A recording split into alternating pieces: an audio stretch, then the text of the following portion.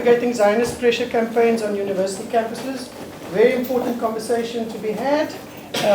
Let me very quickly introduce our four speakers. They'll be speaking in the order that I'm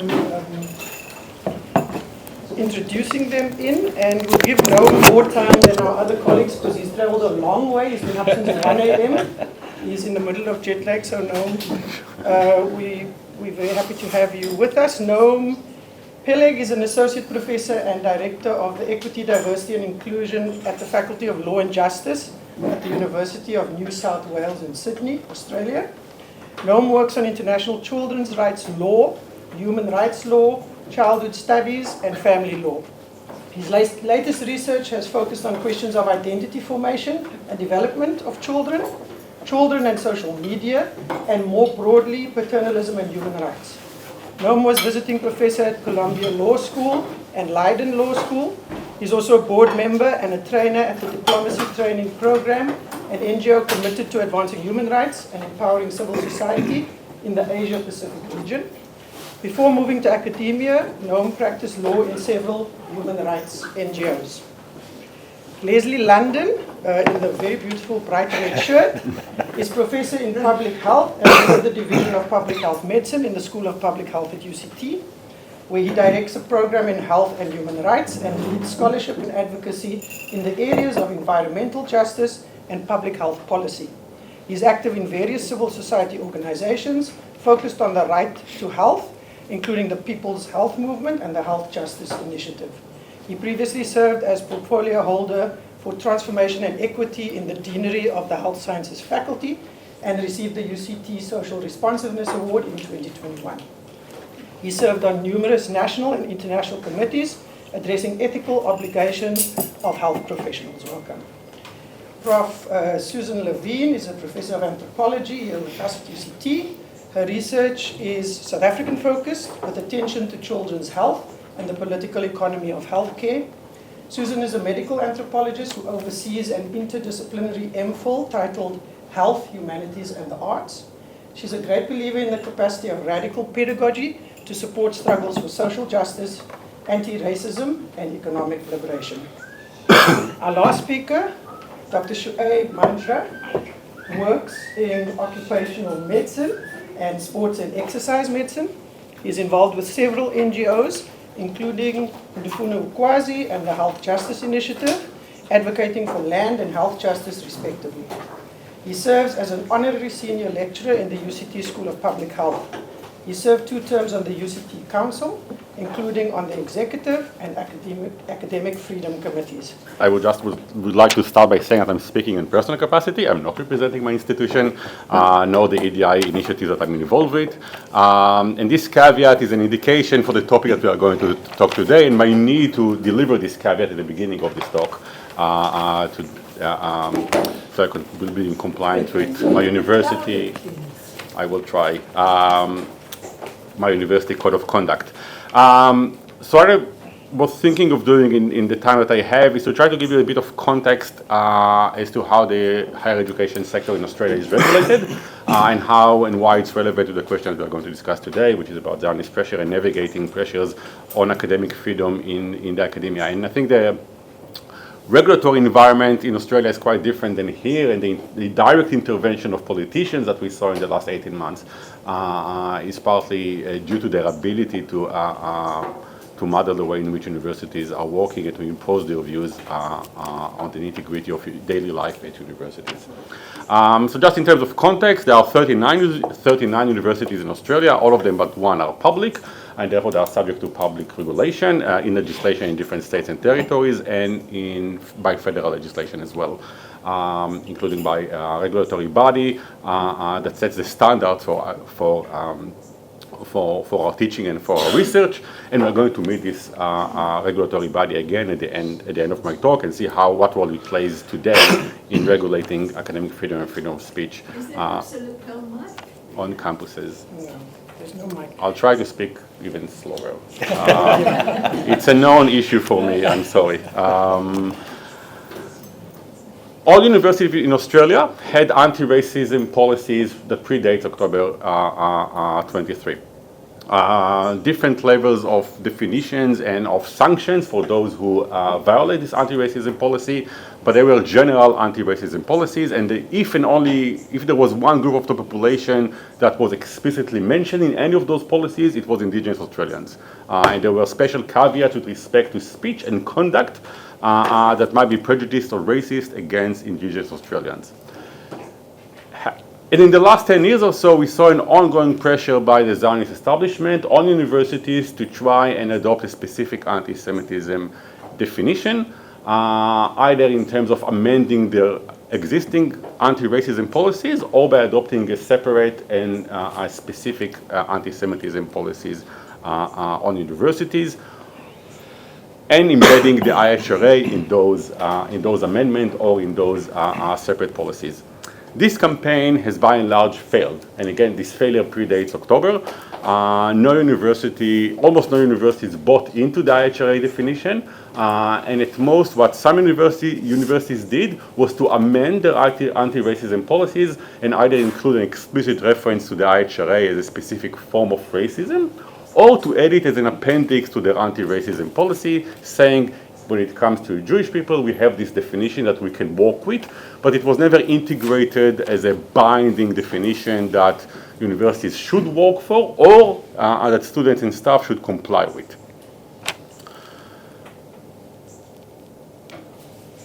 Another layer of regulation is about academic freedom. So academic freedom is protected in legislation in different states and territories. It offers a strong layer of protection for academics and for students on campuses. It also embedded in most of our enterprises bargaining agreements, which are the collective agreements that we have in different universities, and again, in different degrees, different languages, but the National Union for Academics is insisting of including a specific and explicit academic freedom provision in all of those agreements, which are up for renegotiation every 4 or 5 years, and are there, and they have been protecting academics before October. And the secret sauce that we are having to deal with is called psychosocial safety.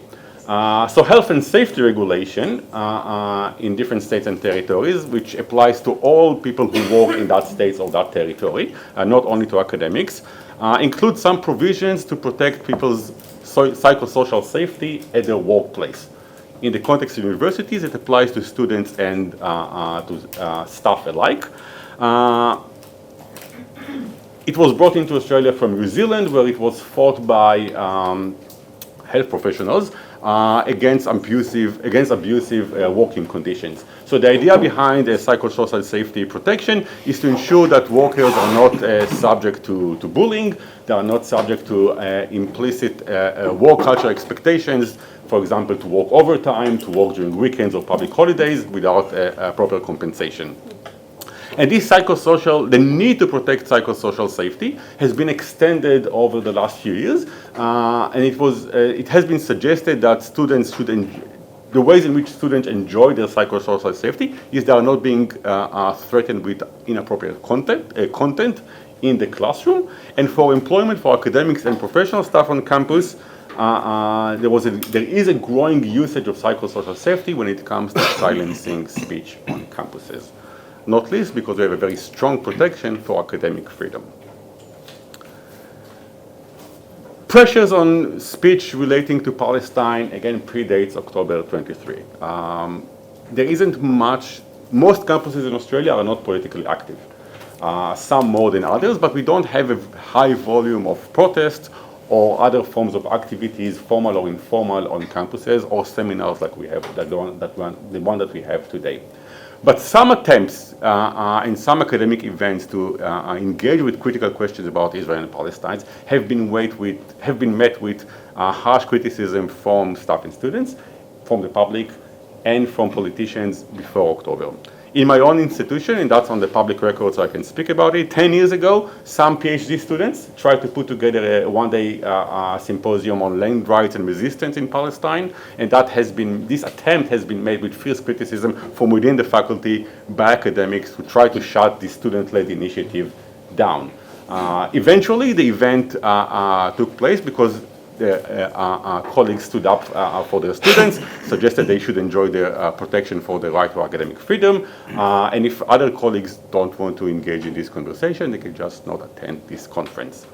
But if you were a PhD student and you were met with such backlash from academics with whom you work with, or should then examine your thesis, you can start to get some sense of the pressures and prosecution that students and early career academics mainly are facing, and the deterrent effect that it might have on their ability to engage and to organize the next event. Fast forward to October 23, and to a wave of crackdown on Palestine-related speech on campuses and in Australian society by and large. Each and every academic event that we try to put at my university and colleagues at other universities had similar attempts was immediately characterized as being an anti-Semitic. By the virtue of sending an invitation for the event, complaints were submitted to universities without anyone even hear what any one of the guests or the panelists had to say. By the virtue of suggesting that we need to engage with question of genocide, we need to engage with question of compliance with international law. I'm speaking about my own experience as an international law lawyer. By the virtue that we need to speak about the conditions on the ground in Gaza, those events were immediately characterized as anti-Semitic and as a threat to people's psychosocial safety. And therefore, while some of the complaints have recognized that we as academics enjoy our right to academic freedom, the events in and of itself pose a threat to people's psychosocial safety and therefore should be shut down. Luckily, none of the events were shut down, but I give you some example of what sorts of radical events that I hosted or were part of were subject to this kind of complaints. So in November 23, we had Francesca Albanese, the UN Special Rapporteur on rights of in the occupied Palestinian territory, visiting UNSW. That visit was organized a month in advance, but it happened to take place in November 23. Wave of complaints were submitted to the Dean and to the VC saying that this event should not take place, that Albanese is a red flag, that she is a known anti-Semitic, and conversation with her should not take place on campus. Campus security shut down the building, and only people with invitation were able to walk into the building on that day, and it's an otherwise it's an open campus. The event took place at the end of with security in the room. At the end of the event, one student approached me with, how should I put it mildly, with some threatening behavior and shouting some nasty stuff towards me and towards Albanese. Eventually, security had to escort him away from the room and escort Albanese to her taxi. Complaints were made afterwards about this event, saying that it was, I'm paraphrasing some of the complaints, we were spending an hour and a half spreading blood libels on Israel. Event at the local Law and Society Association conference in 2023, the panel discussion about Gaza and international law, featuring some international law experts and people who are experts in the Israel-Palestine conflict, was subject to many complaints to the organizing committee, again, even before anyone opened their mouth. By the virtue of hosting such panel at the Law and Society Association conference. Again, the event took place with the President of Security and was subject to complaints immediately afterwards to the institutions that all of us worked in. My institution and the institutions of the other colleagues work in, saying that we again engage in anti-Semitic speech and that the event was a threat to people's psychosocial safety. Needless to say, none of the people who complained were present in the room. It was a very small, we had a very small audience, we knew everyone in the room, but the complaints were made nonetheless. And that brings me to the next point about what the effect of those complaints. I have to admit, none of the events that I tried to organize were canceled. So my freedom of speech, taking a liberal point of view, was honored. No one told me not to organize the next event. No one suggested that I should maybe do something else with my time. But the need to engage with endless complaints, the need to respond to complaints, the need to try to mitigate any future complaints that someone will have when you organize an event, the way that you phrase the abstract, thinking about which speakers are legitimate speakers and which guests are legitimate guests and which guests might be red flags. All of this emotional labor and time-consuming labor that goes into hardcore academic, the bread and butter of academic events, organizing panel discussions, is a threat in of itself to academic freedom. Academic freedom is not only being able to host this kind of seminar, it's also being able to do it in a way that is free from persecution, that's free from pressure, where you don't need to do some political calculations and where does it put you against your supervisor, against your dean, against your VC, or against your colleagues. So that's what happens on the local level. We're organizing that members of the community and academics, colleagues, friends, ex-friends by then, complaints against us. On the political level, we saw pressure on universities to change their disciplinary processes. Politicians and Zionist groups weren't happy with the fact that their complaints went nowhere, that their complaints didn't result in sanctioning anyone. By and large, and I'm generalizing here, some colleagues and some students were subject to disciplinary penalties. But by and large, when universities, most of the time, and I'm probably giving too much credit to some universities here, stood line and made sure that events can take place, at least until 2024, politicians weren't happy with that. And then we saw a political crackdown unfolding on us in 2024. In two ways. The government appointed a special envoy to combat anti-Semitism against the imaginary rise in anti-Semitism events on university campuses. That person was the immediate past president of IHRA, the Executive Council of Australian Jewry, the peak body of the Jewish community in Australia, the peak body of the Zionist community in Australia. And she, from leading that organization, she became the governmental special envoy to combat anti-Semitism. And she knows the ins and outs of universities. She was the deputy chancellor of my university for 10 years before taking that position. The lower house in parliament established an inquiry into anti-Semitism in universities. All VCs were paraded into Canberra, asking to justify their behaviors and the ways in which they protect the psychosocial safety of Jewish staff and students, very similar to the kind of hearings we saw at the US Congress. Hundreds of submissions were made by the public and by different organizations to this inquiry. IHRA, the same organization that the special envoy used to lead, made a very, this is a respected body, enjoys lots of governmental funding. They made a submission urging politicians to adopt legislation that imposes the IHRA definition on the entire higher education sector. And they gave some examples for how the prevalence of anti-Semitism on campus. They provided 6 examples in their submission. 3 of them are in events that I've engaged in, naming me as a classic example for anti-Semitic academics on campuses from a body that's supposed to protect Jewish people. This judicial inquiry resulted in a range of a number of recommendations, including a suggestion that the judicial inquiry into anti-Semitism in universities should be established. Judicial inquiry has the power to subpoena documents, to subpoena people to give testimonies in front of them, including behind closed doors. And the idea was that VCs can be ordered to face a public scrutiny. Their entire documentations and correspondence, including internal documentations relating to disciplinary processes, will be subpoenaed, and Zionist people will be able to give testimonies behind closed doors, give them immunity, and to shield them from any kind of public scrutiny.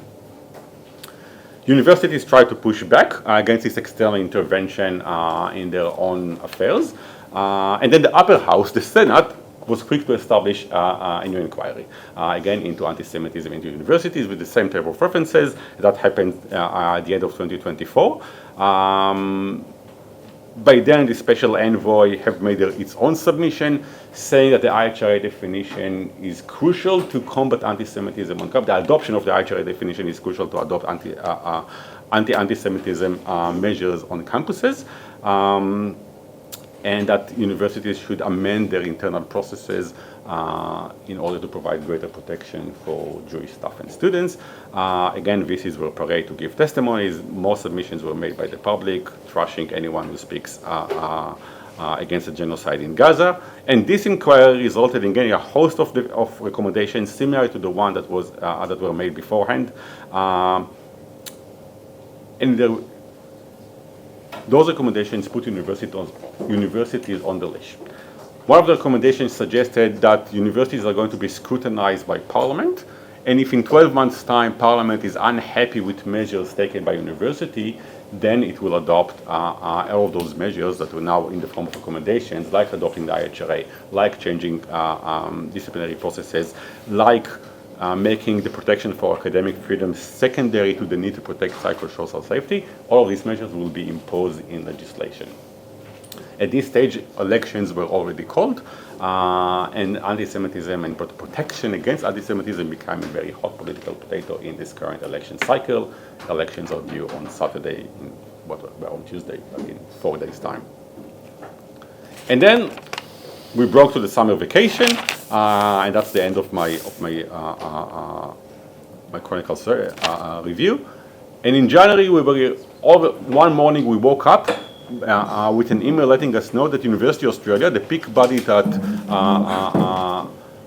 brings together all 39 universities in Australia, have adopted a new definition of anti-Semitism.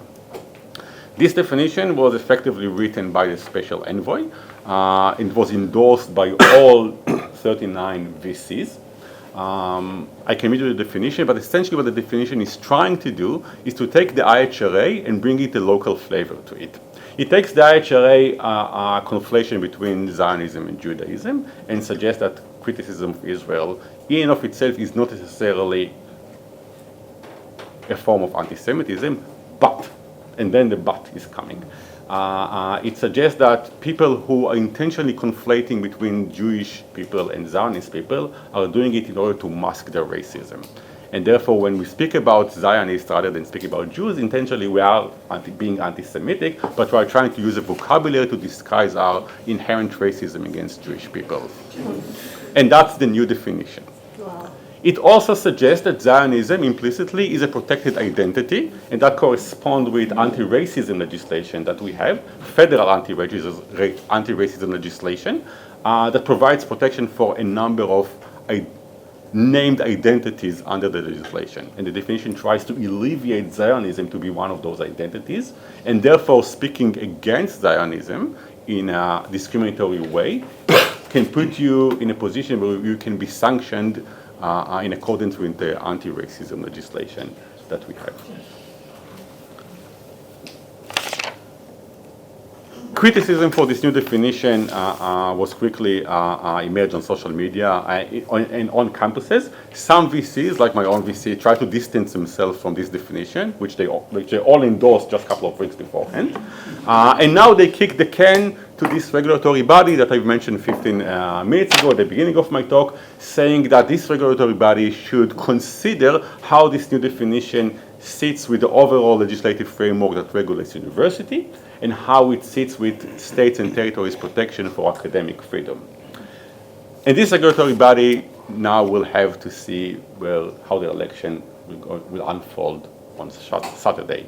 If the so-called leftist government is going to hold to power, there is some suggest that the regulatory body will never come to any tentative conclusion or conclusive conclusion as to whether this definition should be adopted and should be put in place.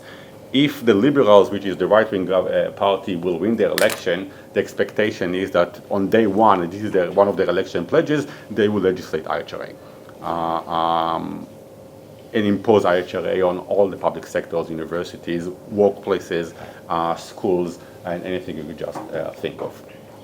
At the same time, a new student ombudsman body was established, so a body that can receive complaints from students, directly from students, saying that they felt unsafe and uncomfortable or were racially discriminated on campuses, and this body adopted the IHRA definition as its working definition when it comes to Jewish students. So where does it leave us? I think that was part of the brief that Liane asked me to talk about. We are in a situation where, on paper, everything looks fine. Liberal protection for academic freedom is being protected. No IHRA-like definition was formally adopted by most universities. And in those universities, those 6 universities that adopted the IHRA, we didn't see, if we are looking from an empirical point of view, we didn't see any difference in their responses to the incumbents, for example, comparing to those universities who didn't adopt the IHRA. Some universities crack down on incumbents. Some universities let incumbents go for weeks and weeks without any interference. And in the beginning, even campus security used to protect students there from contra demonstrations. Some universities were were after a week or two had enough with the incumbents and were trying to kick those students out by introducing health and safety measures, saying that you are blocking the entrance, you are blocking, you are interfering with the evacuation protocols. We saw that playbook in other places around the world as well. But it comes to the daily operation on the ground of people who try to organize academic events or activist events or sit-ins or study hall for students. The culture of pressure remains, and the need to navigate those institutional pressures and the institutional constraints, institutional politics remains irrespective of any definition that you have in place. Because you know that whatever you do, as soon as you put an event out there, as soon as you send that invitation, a complaint will come. And the complaint will require you to respond to this complaint. You'll have to justify your action, even if you're again just hosting 3 academics for a conversation over tea. The emotional labor that goes into it, and the exhaustion. 18 months or 19 months in, people are tired and fatigued from spending their time and their energy in fighting this uphill battle. And the most worrying thing that we've witnessed on campuses, and I'm ending with that, is the lack of student activism in 2024 and 2025. Students are concerned. Students were subject to penalties. Some were minor, some were harsh. Students were harassed by their colleagues, by other students. Students didn't feel welcome in some lecture halls. And they don't have the stamina. I'm generalizing here, and that's from a conclusion from many long conversations with students. They are fatigued. They are tired. They don't have the energy to continue fighting this institution and to continue fighting people who they will need at the end of the degree. They will need the institution to release their transcript on time. And we saw incidents where transcripts haven't been released on time and students lost fellowships and work opportunities. We see students being kicked out from campus for a term or two. We see students are being sanctioned in other ways. And rumors spread. Students talk to each other. So the next generation of students, those who started in January this year, they are disengaging. They don't want to sign health and safety forms because they will be held accountable to whatever happened at the student assembly. So now we need to sign the forms on their behalf to provide them with some protection. But some colleagues are tired of doing that as well. And some colleagues don't want to sign their name or to add their name and to be the face of an event that they have no control over. I'm not blaming them, I'm just describing what the situation is. So academic freedom is maintained, no policy has changed, no restrictive definitions were adopted, but the oppression, the ongoing oppression of the first 12 months of genocide resulted in quieter campuses and in staff and students who are exhausted and are in fear. Thank you. Some of you will know that I've been an activist opposing the River Club development in Observatory for a long time. And something happened there which I think is really relevant. So during the course of this campaign, we were fighting developers who were housing an Amazon Web Service on a piece of land that was sacred to indigenous people and environmentally sensitive. I got accused of being complicit in anti-Semitism. And the basis on which I was accused was interesting because there were 2 pieces of evidence that the developer submitted in an affidavit to the Jewish Board of Deputies. And in one, I was speaking about the Amazon development, and the advert, I was speaking at the Claremont Road Mosque, and the advert for the talk was a Rubik's Cube which rotated round, and on the back of it was a Palestinian flag.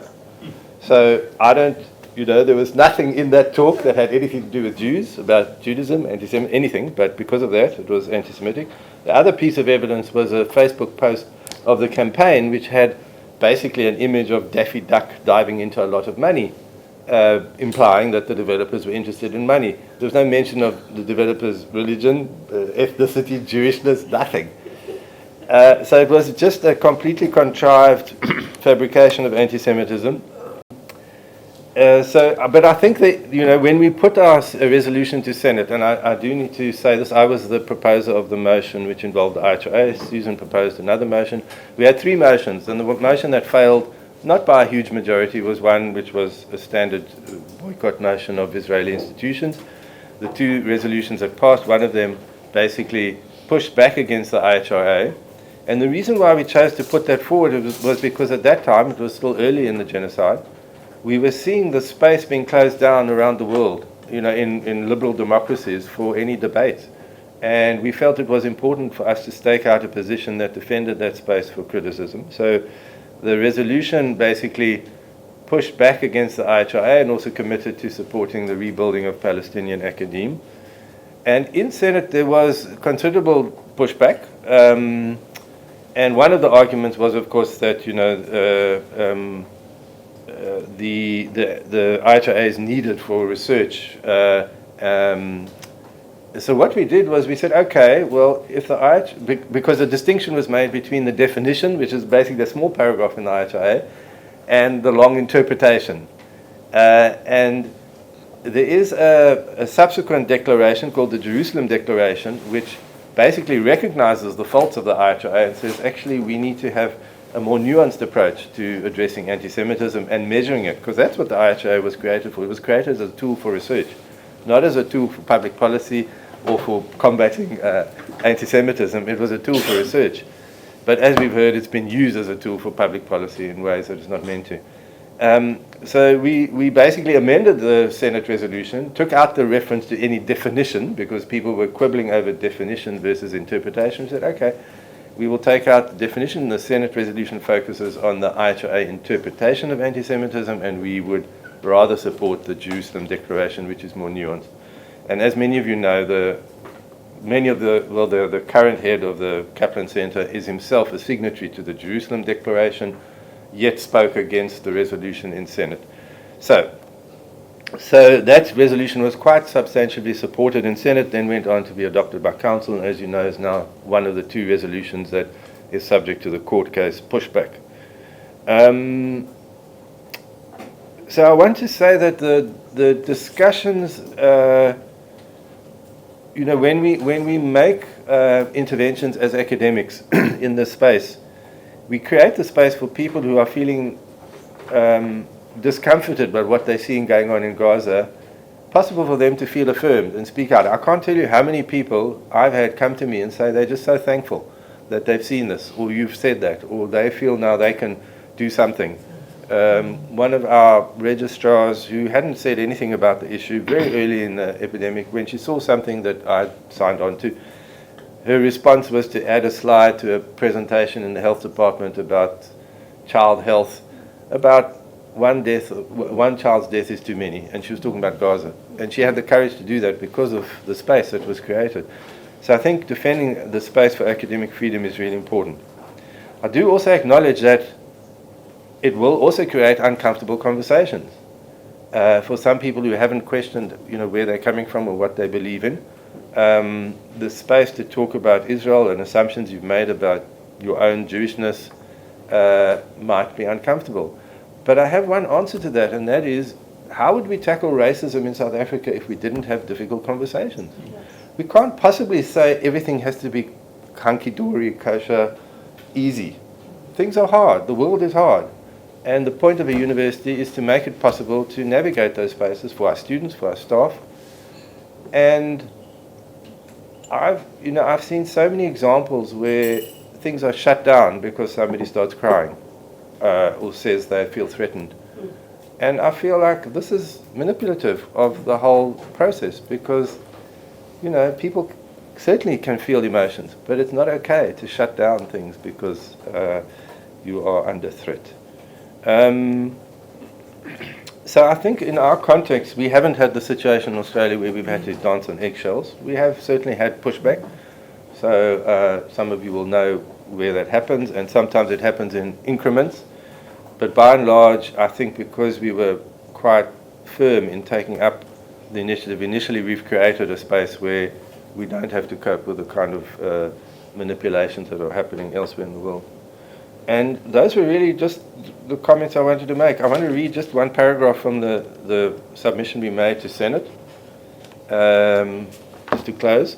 So we should say no to this abuse of claims about anti-Semitism to shut down legitimate academic debate and criticism, to instrumentalize the notion of anti-Semitism to defend the political program that Zionism represents is to devalue the important work of combating anti-Semitism where it is real, and it is real. But this argument that is being used is making it secondary. We owe that to ourselves as an institution whose mission is to provide thought leadership on social justice to our students, for whom our teaching and learning is intended to empower their sense of social citizenship in the creation of a sustainable and regenerative world, and to the people of Gaza, who should expect that every life is valued equally, whether in Gaza, Tel Aviv, New York, or Cape Town. Thank you. I just want to attend briefly to the shape of listening, that is, to the quality of listening that has emerged at UCT and around the world in the wake of catastrophic genocide in Palestine. Listening is one of the most intimate of human qualities, and significantly a quality with diminished purchase in the wake of Jewish polarization after 7th of October. For anti-Zionist Jews, it is hard to listen to our Zionist cousins defending Israel's right to protect its borders with relentless airstrikes. It's hard to listen to our brothers blaming Hamas for the lethality and permanent debilitation of Palestinian lives. It's hard for all of us to listen to colleagues instrumentalizing the horror of the Holocaust to justify the ethnic cleansing of Palestinians. And it is possibly impossible to tolerate genocide denialists who dare even to question the statistical validity of how many people are buried under rubble, buried in mass graves, let alone allowing the grace to acknowledge the toll of human grief, that which has no statistical equivalent. I'd like to thank Leanne, Naidu, and to all of these in the School of Education, Razan, Azim,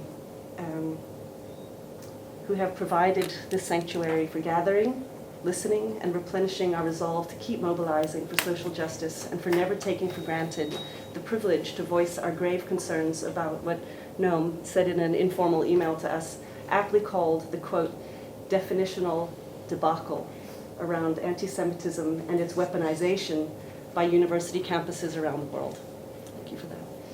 So just to be clear, I wanted to, I'm not sure, I came into Senate unaware of the IHRA or the Jerusalem Declaration Accord. I want to make that really clear that this has been a steep learning curve for me.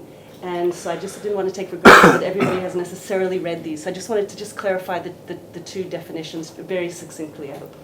So the IHRA definition, IHRA stands for the International Holocaust Remembrance Alliance. It was adopted in 2016 with the purpose of defining anti-Semitism broadly, especially for the use by researchers, but increasingly, as Leslie mentioned, but increasingly leveraged by governments, law enforcement, and institutions, including academic institutions of higher education. The basic premise of the IHRA is defensible. It is. It's defensible, being that anti-Semitism can be described as, quote, a certain perception of Jews, which may be expressed as hatred towards Jews, unquote. But the key feature includes 11 illustrative examples, several of which focus on criticism of Israel, for example, claiming that the existence of a state of Israel is a racist endeavor. Okay, that's one of the clauses.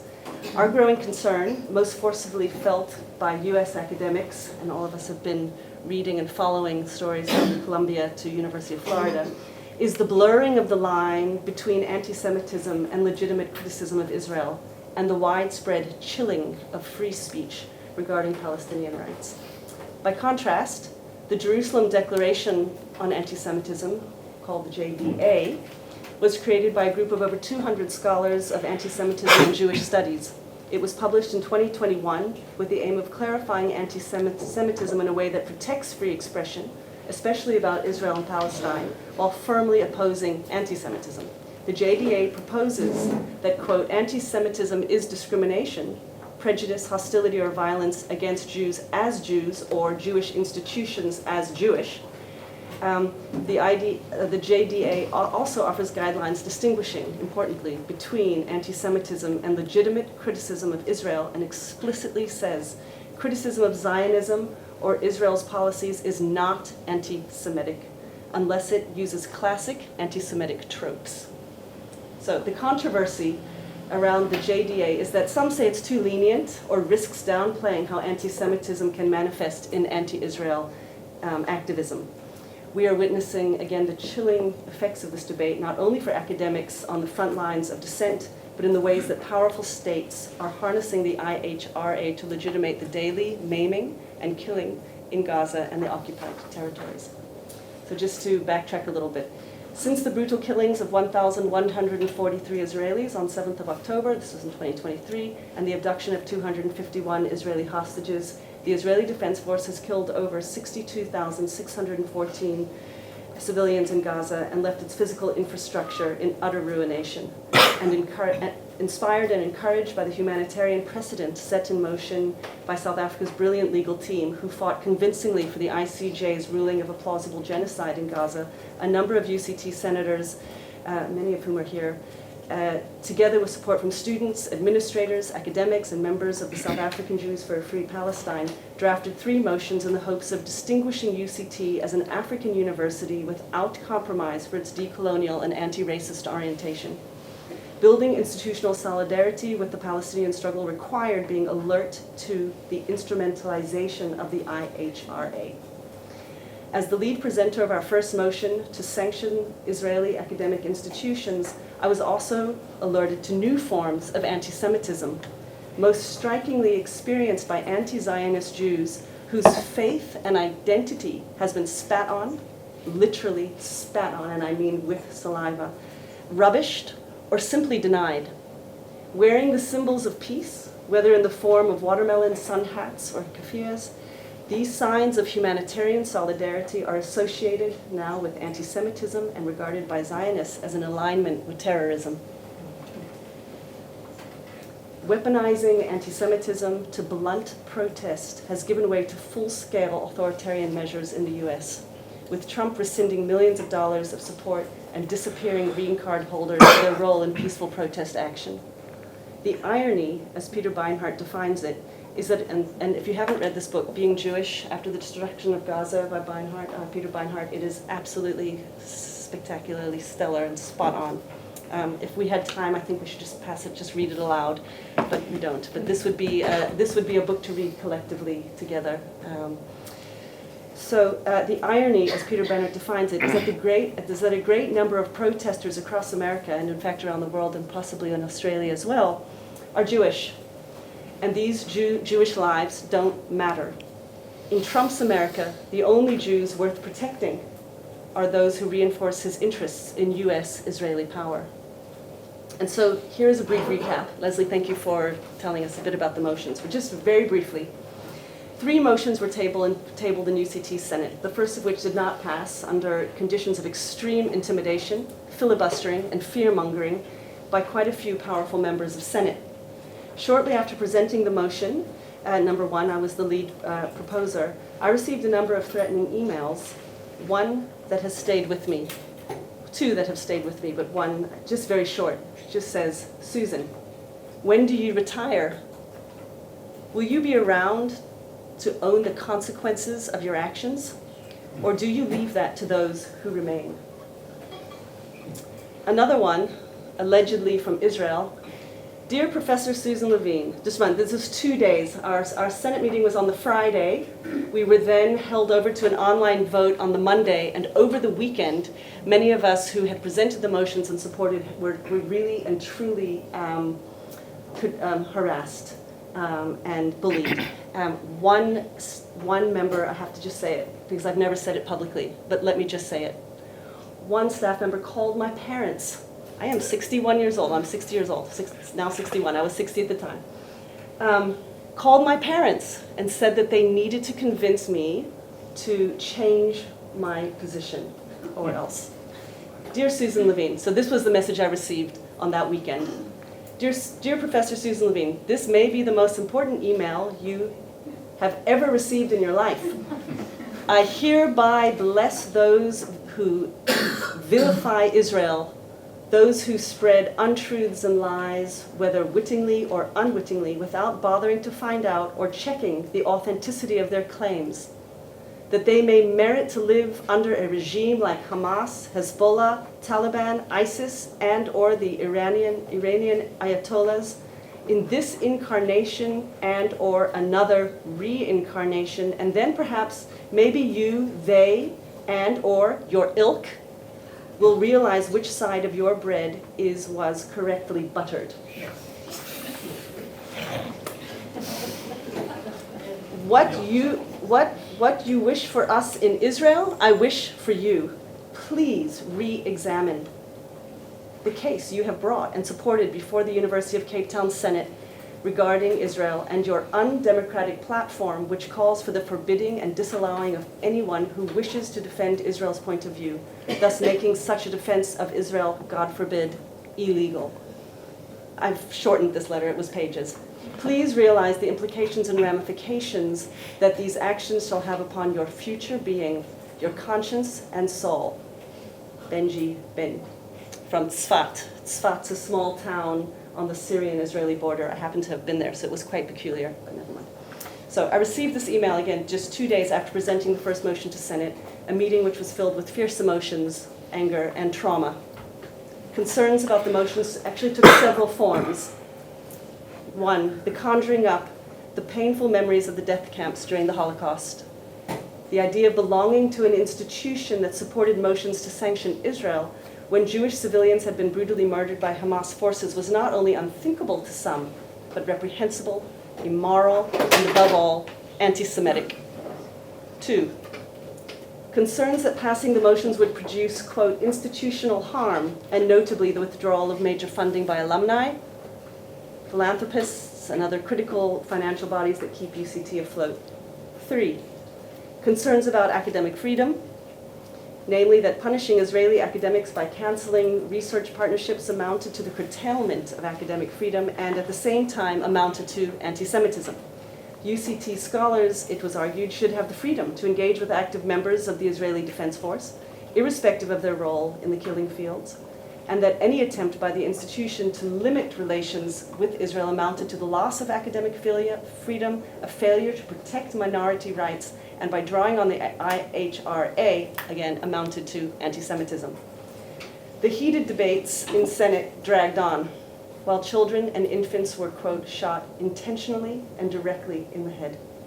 Reports by medical surgeons to keep up with the devastating violence meted out by the IDF forces continue to circulate as we are now confronted with institutional attempts to retract 2 of the motions that did pass through Senate and then were adopted by council, UCT's council.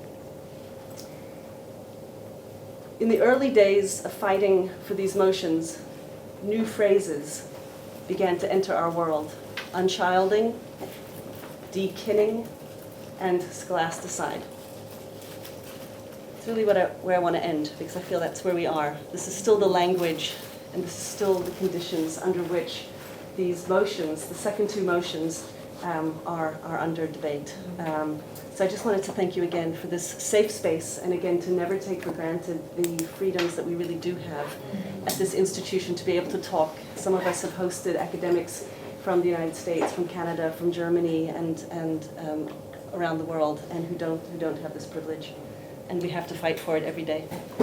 I've asked a couple of questions, and hopefully Leanne will give me some leeway and cede the time that Leslie's left for me. The first question is, why the targeting of universities? We see Trump targeting universities. We see in Gaza every single university has been willfully destroyed. It's a simple one, because the university is a site of ideas, contestation, debate, and transformation of individuals. It's places where youth are exposed to alternative ideas and alternative narratives, away from the socialization of the ghettos in which they grew up. And you see a new generation of Jewish youth coming up at universities who think very differently about their Jewishness, about justice, and about Israel. The second is that Palestinian activism and solidarity has activated political activism at universities around the world, as Rhodes Must Fall did at UCT. We know there was a period of quietude at UCT, and Rhodes Must Fall reactivated political activism. Same thing is happening, and that's why it's a threat to those in power. Universities have also been the source of resistance against authoritarianism and unjust wars from Vietnam to South Africa. We know that the first dock workers' strike in the 1970s in Durban was supported very strongly and powerfully by academics from the University of Natal at that time, people like Rick Turner. So we know there's this organic link for resistance. And authoritarians view universities as centers of critical thought and free expression, and therefore an innate desire that they defy the innate desire for complete subservience. So you see where Mussolini wanted people to sign a loyalty oath, or you see in Viktor Orban's closing down of the Central European University, that these universities, because they're spaces for free thought, pose a threat to dictators. But the more complex answer as well is, during the McCarthy era in the United States, the universities remained the last bastion of leftist thought, which had largely disappeared from society. So much of society had been cowed into silence, but there were islands of leftist thought continued at universities, and the right-wing hubris at the moment wants to eradicate such ideas from universities. And further, it's a broader campaign, as the US Education Secretary Linda McMahon says, to de-woke universities, is to reshape education at universities in the US. And last but certainly not least, if you look at opinion polls in the United States, you see a decreasing support for Israel among all populations, except the Republicans over 50. If you look at Republicans, I don't have time to quote all the statistics, but if you look at Republicans' youth, the negative view of Israel is at 50%, up from 35% 3 years ago. If you look at if you look at Democratic youth and Democratic over 50s, all of them are in the majority critical of Israel. So you're seeing that there's this changing demographic which is happening among Republican youth and Democratic youth at universities. Just last week, the United States Justice Department has targeted medical journals to ask them about their policies and their diversity and whether they give rise to they give space to different opinions. So you can see they're going for academics, they're going for universities, now they're going for academic journals as well. Now again, an administration against DEI, diversity, equity and inclusion, demands viewpoint diversity of a medical journal. So the irony of that is pretty clear. So while you're trying to eradicate DEI, you want diversity of viewpoints in journal. Of course, what they want is right-wing diversity or right-wing views to be spoken at the journals. The second question is why anti-Semitism? And to me, it's the thin edge of the wedge. It's the weapon used to deliberately bludgeon any form of Palestinian advocacy as an entry point for other forms of censorship. So Palestine is only the start. Anti-Semitism is a compelling weapon because it's a perversion and weaponization of a virtue, not similar to the way which Leslie spoke about, using other forms of emotions such as fear, memory, trauma, and history, which are weaponized by Zionism as well. Now, I don't want to get into the Olympics of bigotry and suffering in the world, but if you look around the world, anti-Semitism ranks lower than other forms of bigotry and discrimination. But given the coverage that anti-Semitism gets, one would think that the world is a swamp of anti-Semitism. In a study by the Swiss authorities, the Federal Commission Against Racism, in collaboration with the Swiss NGO, they found that a 40% increase from the previous year on attacks on black people, on Muslims and Arabs, which accounted for the most significant rise of bigotry in Switzerland.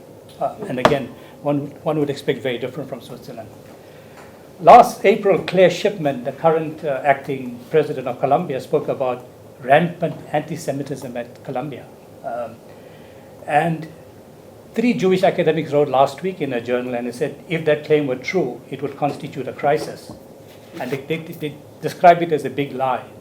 And they continued, they said, we as Jewish academics who have devoted our lives to teaching and research on college campuses, if there was a pervasive culture of anti-Semitism on campuses, we would know about it and we would fight against it.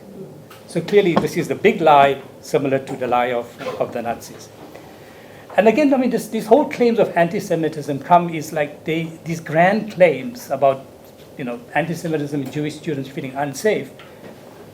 are absent any concrete examples. People never tell you this incident or that incident. These just grand claims are made, which means that you cannot debunk them because there's no concreteness to it. So any kind of claim is possible, but any kind of debunking it is impossible because there's no concrete examples being given. So if you look at the Olympics of bigotry, to me, if you look at a hierarchy of bigotry, what's the biggest form of bigotry in the world today? To me, it's anti-black racism. I think that's probably, if you look at a pyramid, that's probably high up. Second would be sexism, genderism, and homophobia, discrimination against the disabled, and Islamophobia, which is becoming an increasingly acceptable form of bigotry spoken aloud. Yet you hear very little about these, and you have an overarching focus on one form of bigotry. And it's for political reasons rather than for the virtue which it kind of possesses. And universities, I don't know what definitions the UCT has on different forms of bigotry. UCT has a definition of anti-Semitism. Do we have a definition on anti-homophobia or transgender or whatever it is? We don't, but we have a Senate and a Council resolution on anti-Semitism. How do you kind of look at this hierarchy? Now, the paradox of Trump as well is charging universities with two crimes is quite telling. So the one crime is it charges university for not doing enough to combat anti-Semitism.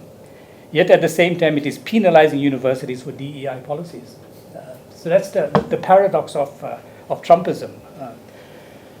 The second paradox is while they're dismantling DEI performance, DEI appointments at universities, it is enforcing viewpoint diversity. And this viewpoint diversity is the diversity of the right kind, and no pun intended, including crackpot science. And as Henry Ford said of his first automobile, you can have any color you want, provided it is black. Again, no pun intended. And herein lies the importance of intersectional justice, where there's anti-Semitism, homophobia, genderism, white.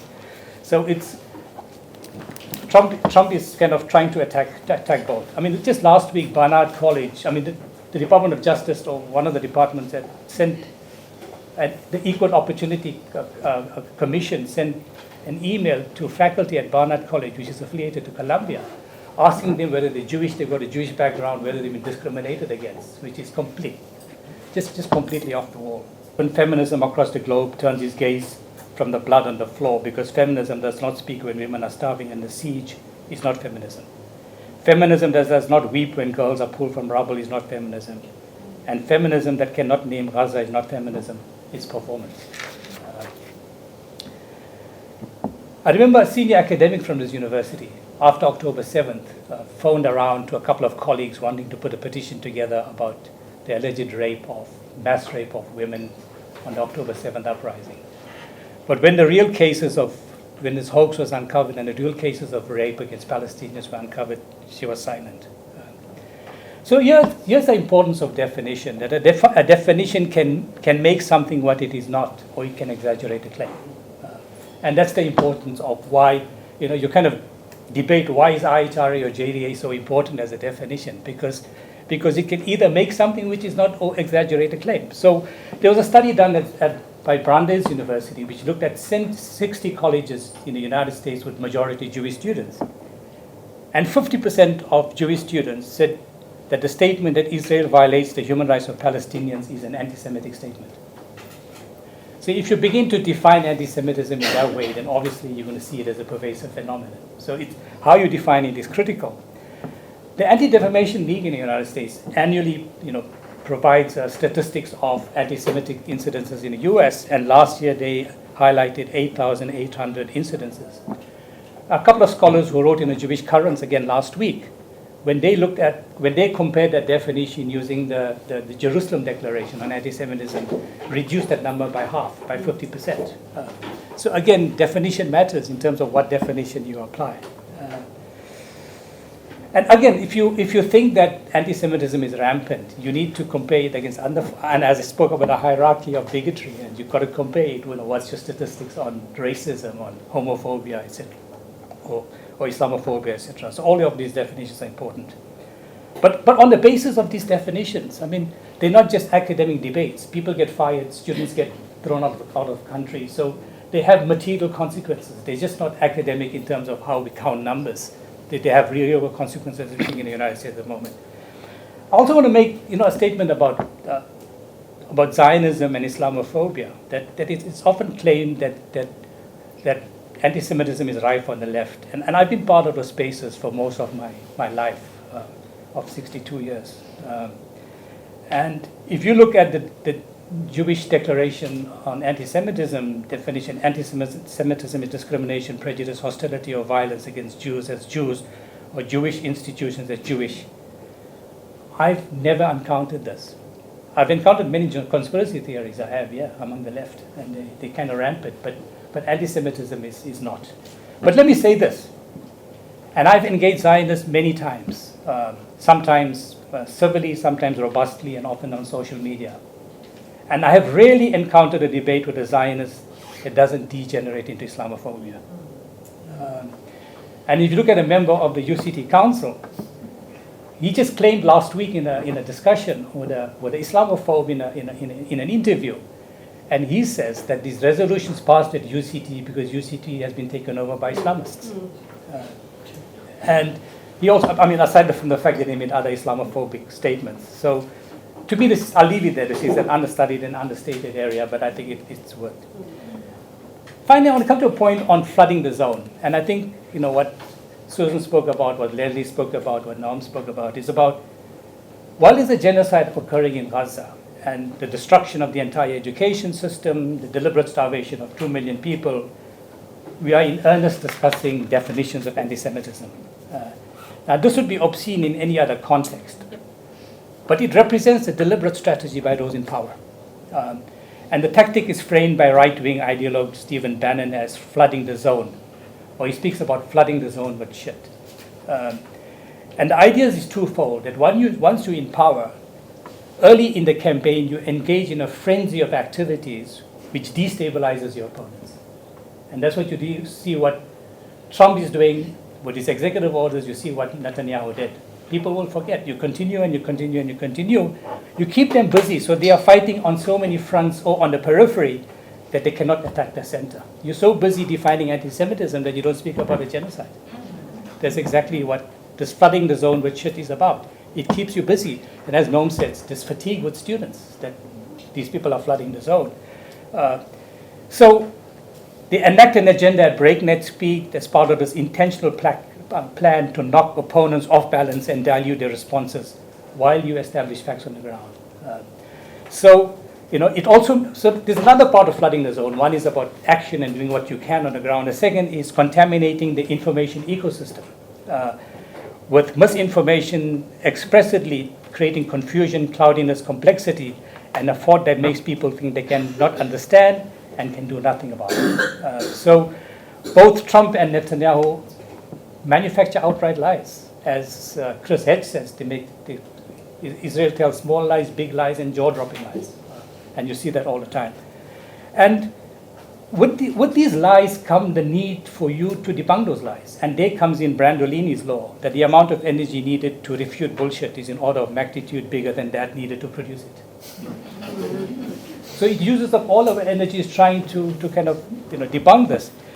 And as democratic lawmakers said, he said they flood the zone with shit while you try to clean it up. Acting with muzzle velocity ensures that you're always consumed by the next outrage. You can't look closely at the last one. Before you outrage at the last one, there's another outrage happening. And we see that in Gaza. There's an outrage every single day. Before you can analyze the last one, there's more and more outrages happening. So another democratic person said, he said, I got whiplash from all these activities of Trump. So you've been completely caught off guard.